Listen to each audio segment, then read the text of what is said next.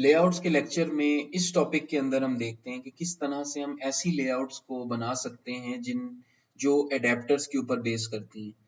ठीक है, तो सबसे पहले तो हम ये देखते हैं कि ऐसी लेआउट्स हमें कब यूज करनी चाहिए। तो ऐसी लेआउट्स को आप उस वक्त यूज कर सकते हो जब आपका लेआउट के ऊपर जो कंटेंट है वो डायनामिक हो या फिर वो प्री डिटर्मिन ना हो, यानी कि जो डाटा आपके पास आ रहा है वो किसी ऐसी सोर्स से आ रहा है जो डायनामिकली जनरेट होती हो, या फिर किसी ऐसी सोर्स से आ रहा हो जिसमें इतना ज्यादा डाटा मौजूद हो जो एक वक्त में यूजर को हम एट अ टाइम दिखा नहीं सकते, बल्कि हमें वो पीरियोडिकली जब यूजर के एक्शन के ऊपर उसको जब यूजर स्क्रॉल करेगा तो वो डाटा उसको नजर आए। तो अगर आपके पास इस तरह का कोई डाटा है और वो आपने यूजर को दिखाना है तो उसके लिए फिर हम इस तरह की लेआउट्स को यूज कर सकते हैं जिनकी सब क्लास हो एडेप्टर व्यू की।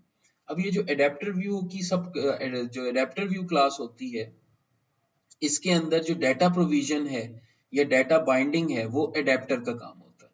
अब एडेप्टर बेसिकली करता क्या है, एडेप्टर किसी भी डाटा सोर्स से डाटा को रिट्रीव करता है। ये एडेप्टर का पहला काम होता है कि उसने किसी सोर्स से डाटा को रिट्रीव करना है। अब वो सोर्स जो है वो कुछ भी हो सकती है, वो एरे हो सकती है, वो डेटाबेस हो सकती है, वो कोई लिस्ट हो सकती है, तो कोई भी सोर्स हो सकती है। तो पहला काम एडेप्टर का है डाटा रिट्रीवल।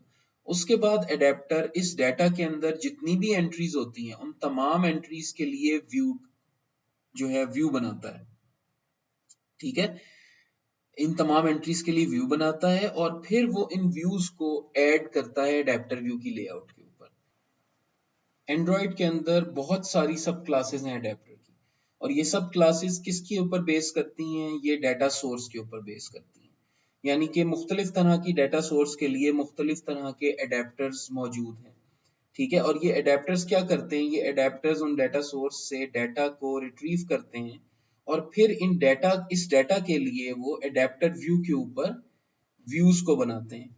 अब जो सबसे कॉमन एडेप्टर्स जो यूज होते हैं वो दो हैं, एक एरे एडेप्टर और एक सिंपल कर्सर एडेप्टर।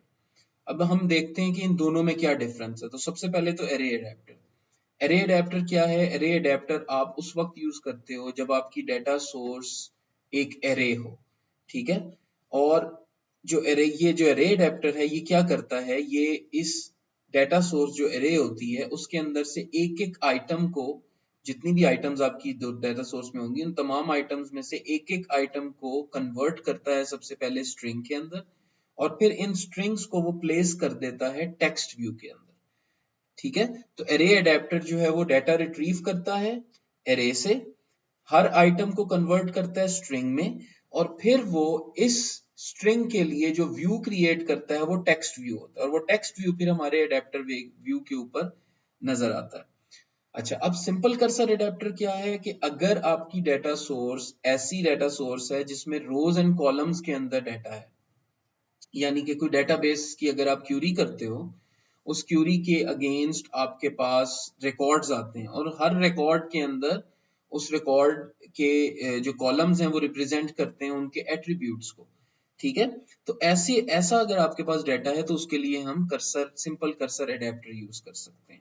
अच्छा, अब इसमें खास बात यह है कि आपको ऐसा लेआउट बनाना पड़ेगा जिस लेआउट के अंदर आप सही तरीके से रिप्रेजेंट करवा सको रोज एंड कॉलम्स को। इस टॉपिक में हम रिसाइकलर व्यू के बारे में देखते हैं। तो सबसे पहले तो रिसाइकलर व्यू को हमें कब यूज करना चाहिए। रिसाइकलर व्यू हम हर उस सिनेरियो के लिए यूज कर सकते हैं जब हमने यूजर को एक लिस्ट ऑफ एलिमेंट्स दिखानी हो जो कि किसी बहुत बड़े डाटा सेट से बिलोंग करती है, या फिर हमारा जो डाटा है वो किसी ऐसी डाटा सोर्स से बिलोंग करता हो जिसमें फ्रीक्वेंट चेंजेस आती रहती हैं, जैसे कि सोशल मीडिया का जो डाटा है उसमें फ्रीक्वेंट चेंजेस आती रहती हैं। अगर आपने उस डाटा को डिस्प्ले करना है अपने एंड्रॉयड ऐप में तो फिर आप रिसाइकलर व्यू यूज कर सकते हो।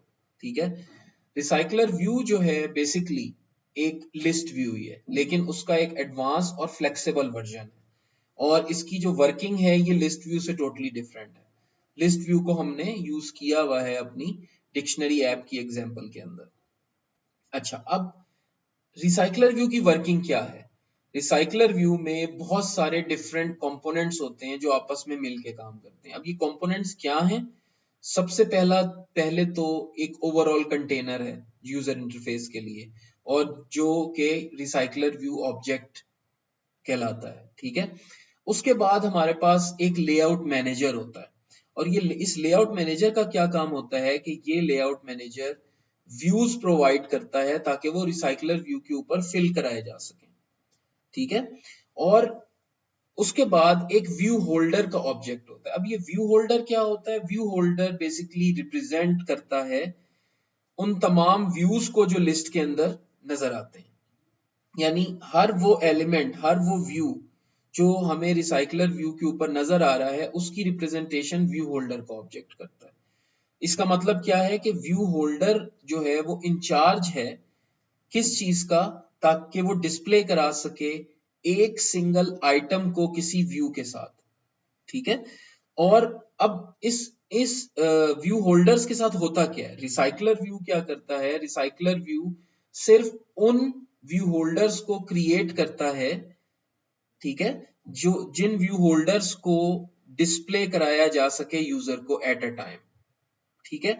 जैसे स्क्रीन पे जितनी भी स्पेस है या जो पोर्शन, जिस पोर्शन पे हमने रिसाइकलर व्यू को अटैच किया हुआ है अपने यूआई के ऊपर, उस पोर्शन में जितनी जगह एक वक्त में यूजर को नजर आ सकती है, सिर्फ उस पोर्शन के अंदर व्यू होल्डर्स को रिसाइकलर व्यू क्रिएट करता है, ठीक है। अब यहाँ पे आप सोच रहे होगे एडेप्टर का क्या काम है, बिकॉज रिसाइकलर व्यू बेसिकली तो क्या है, एक लेआउट है जो एडेप्टर के ऊपर वर्क करती है। तो एडेप्टर का यहाँ पे क्या काम होता है? एडेप्टर जो है वो व्यू होल्डर्स को मैनेज करता है। ये जो व्यू होल्डर हैं जो रिप्रेजेंट करते हैं एक व्यू को, इन व्यू होल्डर की मैनेजमेंट एडेप्टर का काम है।